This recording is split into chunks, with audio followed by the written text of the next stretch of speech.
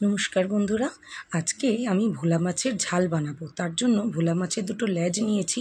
লেজ দুটোকে ভালো করে গরম তেলে ভালো করে আগে ভেজে নেব, একদম ডিপ ফ্রাই করে এপিট ওপিট করে। তারপরে আমি আগের থেকে সর্ষেটাকে ভিজিয়ে রেখে দিয়েছিলাম যাতে একটু নরম হয়। তারপরে ওটাকে মাছ ভাজার তেলেই খানিকটা কালো জিরে ফোড়ন দিয়ে দিয়েছিলাম এবং তার সাথে পেঁয়াজ কুচি দিয়ে দিয়েছিলাম ভাজার জন্য। যখন মোটামুটি পেঁয়াজটা ভাজা হয়ে এসছে সেটার মধ্যেই আমি সর্ষে যেটা বেটে রেখেছিলাম সেই সর্ষে বাটার জলটা আমি ছাঁকনি দিয়ে ছেঁকে দিয়েছিলাম যাতে কিনা অম্বলটা না হয়। আপনারাও এটা করে চেষ্টা করে দেখবেন বন্ধুরা। আমার মনে হয় যাদের সর্ষেতে অম্বল হয় তাদের অম্বলটা হবে না। শুধু সর্ষেরই যে জলটা যেটা পড়ছে, বাটার যে জলটা, সেটাই শুধু দেবেন এবং তারপরে ওই সর্ষে যে ছিবড়েটা সেটাকে হাত দিয়ে ভালো করে চিপড়ে ফেলে দেবেন।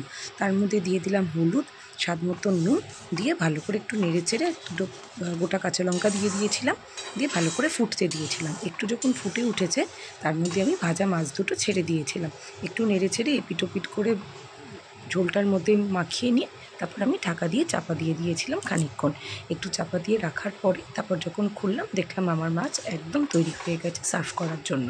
তারপর আমি ওটাকে একটা বাটির মধ্যে ঢেলে একদম গরম গরম সার্ভ করে দিলাম। আশা করি আপনাদের আজকের এই ব্লগটা ভালো লাগবে। যদি আপনারা ট্রাই করেন অবশ্যই আমাকে মেনশন করবেন, আর যদি ভালো লাগে তাহলে লাইক কমেন্ট আর শেয়ার করতে ভুলবেন না বন্ধুরা।